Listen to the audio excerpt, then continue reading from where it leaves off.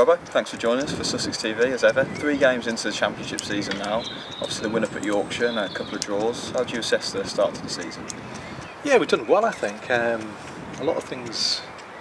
A really good pre-season. I think that's the first thing to say. We started our work obviously in March the 1st, and some of the prep you do in terms of how you want the team to function and the values that you want them to play by and deliver on and off the pitch went well, and we sort of managed to take a lot of that stuff into Dubai, and the practice games went well there, university game, etc. But then it's about, can you cross the line?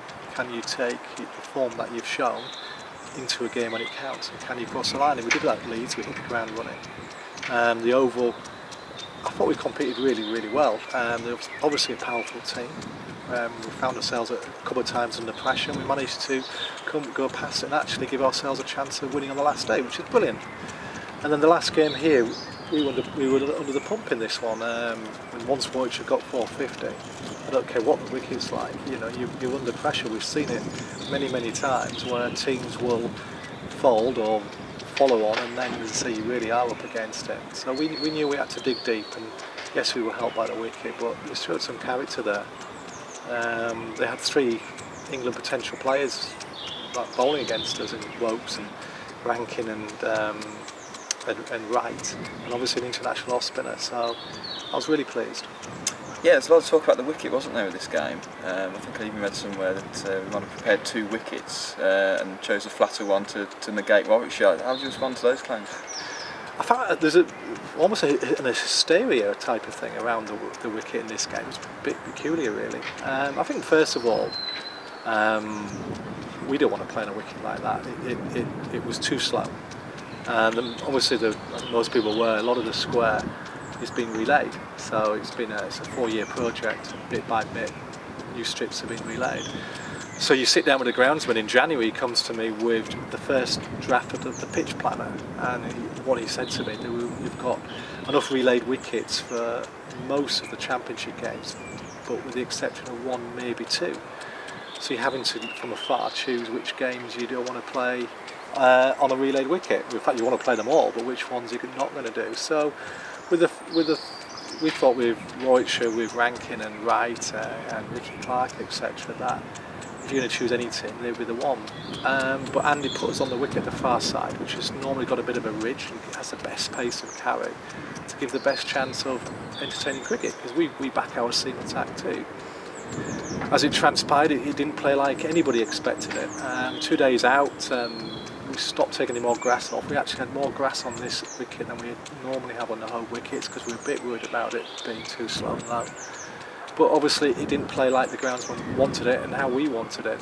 We've got to give some sympathy to the groundsman. Obviously the amount of snow and bad weather we had in March, I think it's really hampered a lot of the progress on the square, and also in the nets, etc. It was a bit behind in terms of preparation due to the weather. But it was disappointing to hear some of the allegations being knocked around to, first of all, say we deliberately would produce a wicket of that nature, which is obviously ridiculous because we want to win games. It's very hard to win games on that. And then I think I even heard that we prepared 2 wickets and we chose a flatter of the 2. Well, with 2 wickets under preparation, and one was obviously the wicket for Sunday. Wasn't ready for Thursday, so it was just some of the nonsense you hear. And obviously their coach didn't help, did he? He came out with a bit of a tirade, which was about the wicket, which I can understand from his point of view, because he's frustrated because his team hadn't exploited a winning position. They're in a winning position. They weren't able to knock us over. And Dougie's got to maybe realise that at times, teams are going to stand up and fight. In the past, possibly when we've been in situations like that against Warwickshire, we've rolled over and died. And on this occasion, we stood and we fought our corner. Because I think even if we'd have got past the follow-on, if we'd considered a lead of 120, you would have been put under pressure. They could have scored quickly. And on any last day, back to save the game isn't easier. So, all in all, we came out of that game, I think, with a lot of heart, which is good. I just feel a bit sorry for the groundsman because of some of the stick that he took, and I just, as I say, I wish people would give management of this club and the groundsman a bit more credit, because we want to play exciting, attacking cricket, but sometimes you can't always go your way. Just moving on to Sunday, which of course was on a different wicket, the opening game in the Yorkshire Bank 40, obviously not the result we wanted.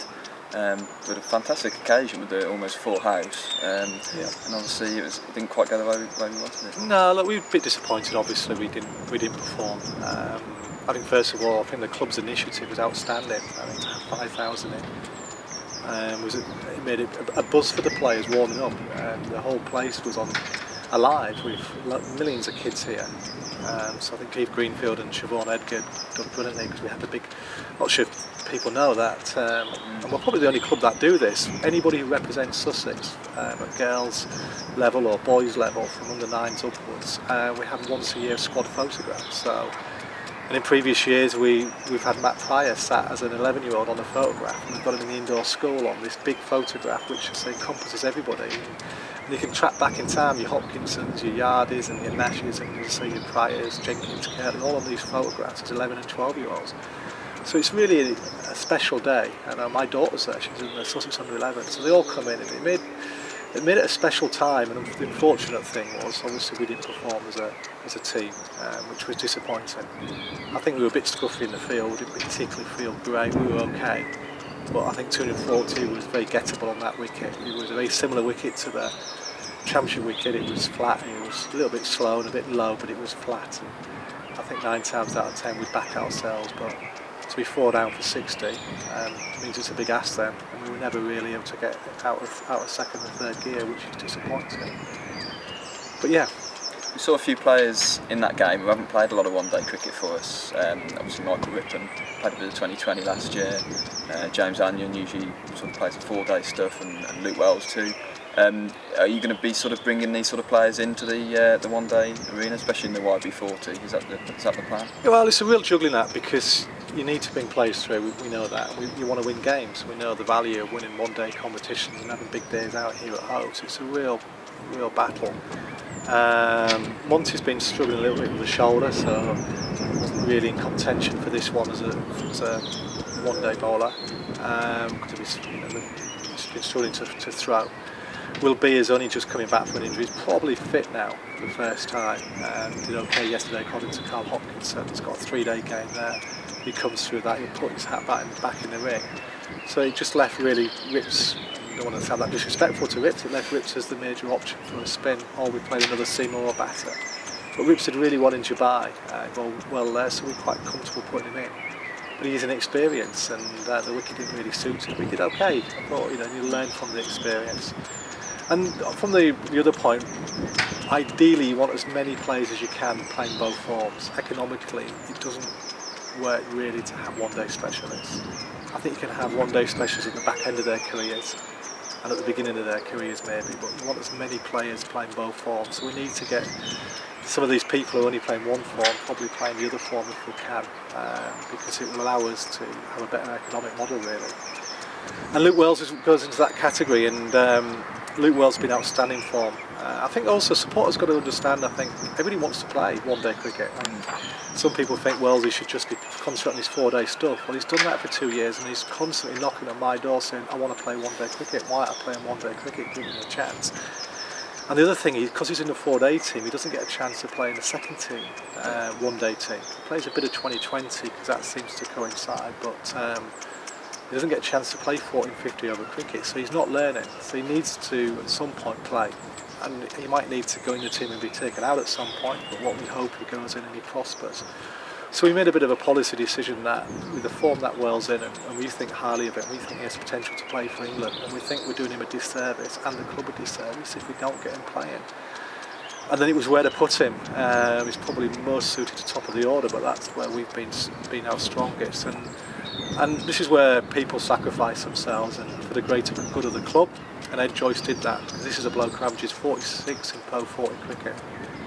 And him and Nash have probably been one of the best opening partnerships, well, have been the most statistically the best opening partnerships in this competition. But the captain felt he should be the one to sacrifice and put himself down to 5 and let Luke bat, because that is 1, 2 and 3 of the best spots to play in one-day cricket. And he felt it would have been hard for Luke, where his game is to go in at 6, which was the other option. So Ed sacrificed him, allowing Nashi to stay where he was, Matty obviously at 3, and Rory Hamilton-Brown, who's got his own England ambitions as well, to bat at 4. So Ed put his own aspirations to a degree on the back burner, and that's a brilliant thing.